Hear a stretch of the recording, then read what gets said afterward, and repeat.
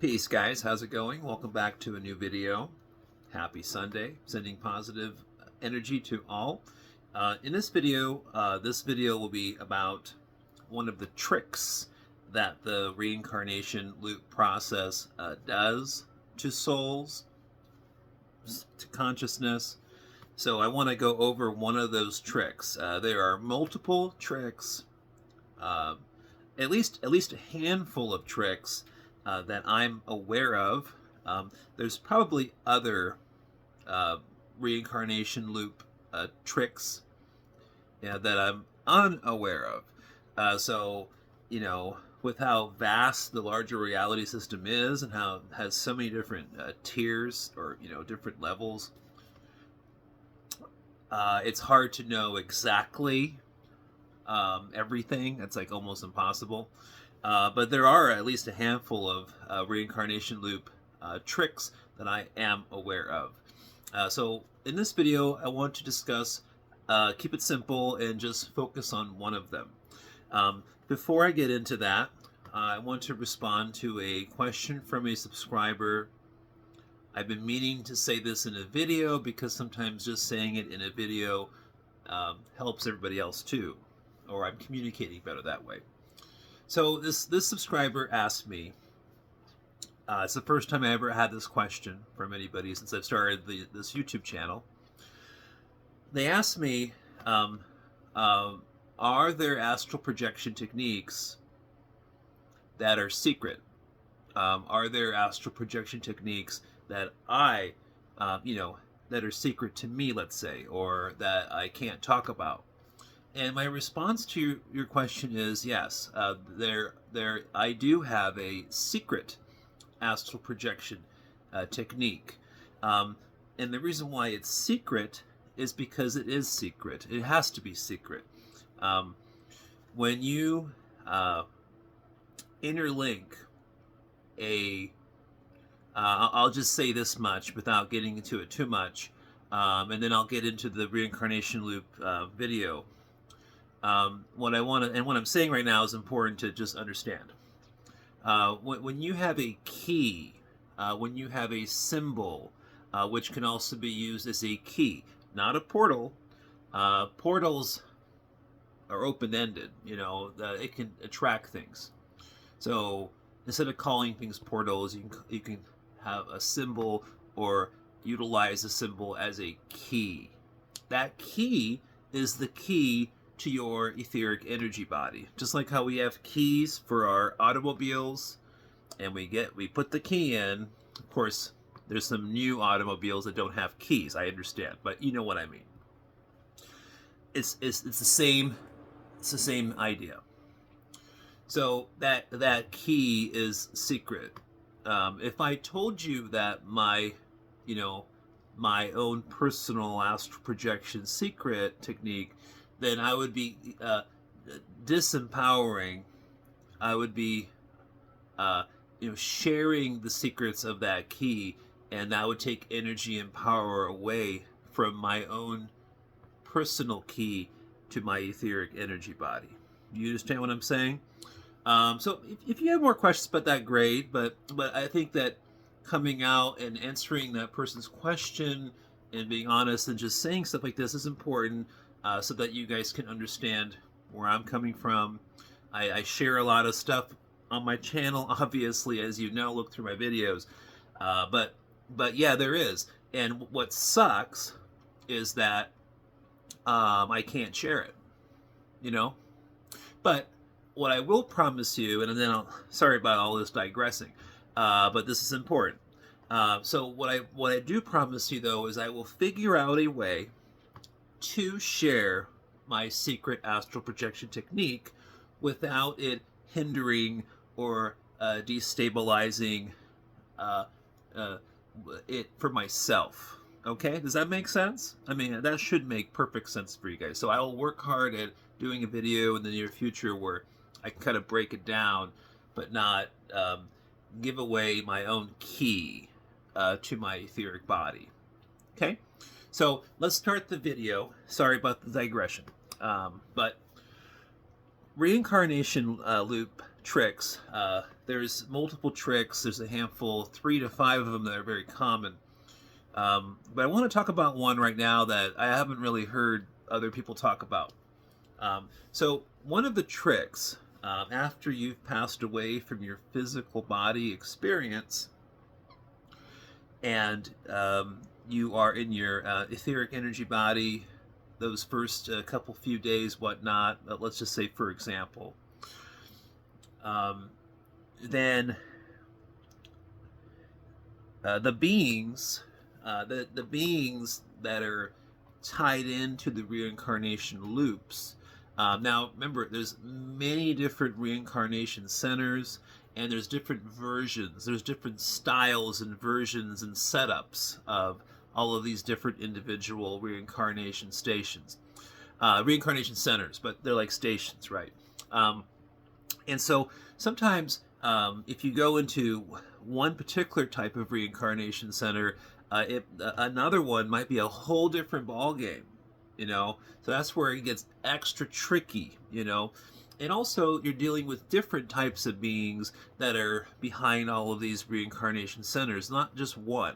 There's not one being that's in charge of all of the reincarnation loop. This loop, this incarnation of repeating incarnations into, if it's the Earth reality matrix construct, or if it's some other physical reality construct on somewhere else in the universe, or if it's another type of reality construct that you're getting looped and reincarnated into. There's it's more complicated and more expansive than what people may think. It's not just like one version or one place, right? So one of the tricks that I want to discuss in this video is this. What they do is they show you in a life review process. It's usually some kind of life review process or setup, okay? And they show you how you have failed your mission. You failed your soul mission in your last incarnation. So let's just say if it was here in this Earth matrix, they'll show you your original soul contract and what it says.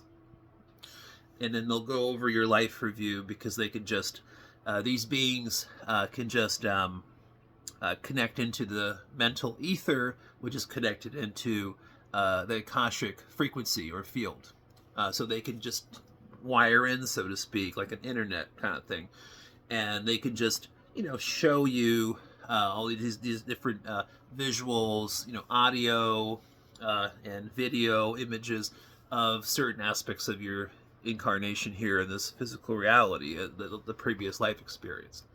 And then they can just kind of, embody that, and then show you, hey, but you didn't achieve your soul mission. You didn't fulfill your soul contract. Okay, so first of all, that's a bunch of BS. Well, it's all a bunch of BS, obviously. But what's especially annoying about that is that our memory, our consciousnesses, our soul memories are mind wiped.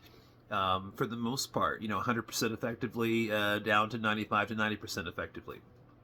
And then we're doing this incarnation, this loop, in this current human body experience, not remembering. And even if you try to remember that soul contract or whatever you agreed to do as a soul mission, which is probably a percentage of all of you guys watching the video, is a percentage of you that have possibly gone through this process.